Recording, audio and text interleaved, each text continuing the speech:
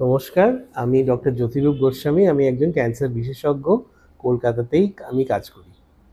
ডাক্তারবাবু ভালো চিকিৎসা সত্ত্বেও কেন সারে না ক্যান্সার? এটা খুবই ন্যায্য প্রশ্ন এবং অনেক সময় আমাদের অনেক ক্ষোভের কথা শুনতে হয় রোগীর এবং তাদের পরিবারের তরফ থেকে, যে সবই তো করলাম কিন্তু কেন সুফল পেলাম না।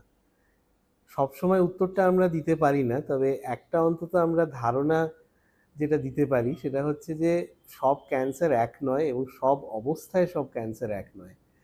মোটামুটি বলতে গেলে প্রাথমিক অবস্থায় মানে প্রথম এবং দ্বিতীয় স্টেজে বেশিরভাগ ক্যান্সার বেশিরভাগ ক্ষেত্রে মানে সেরে যাওয়ার মতন বা কিওরেবল, কিন্তু তৃতীয় বা চতুর্থ স্টেজে এসে সেই সেরে যাওয়ার হারটা অনেক কমে যায়।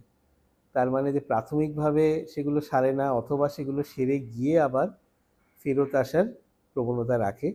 এবং এটার আরও একটা কারণ হচ্ছে যে অনেক ক্ষেত্রে সেটি আরও অ্যাগ্রেসিভ চরিত্রের রোগ হতে পারে, বা অনেক ক্ষেত্রে রোগীর শারীরিক অবস্থা এমন হতে পারে যে খুব জোরালো চিকিৎসা তার করা গেল না। সেই জন্যে সব অবস্থায় সব রোগীর সব ক্যান্সারের একই চিকিৎসা করা যায় বা একই ফলাফল পাওয়া যায় সেটা হয়তো হয় না।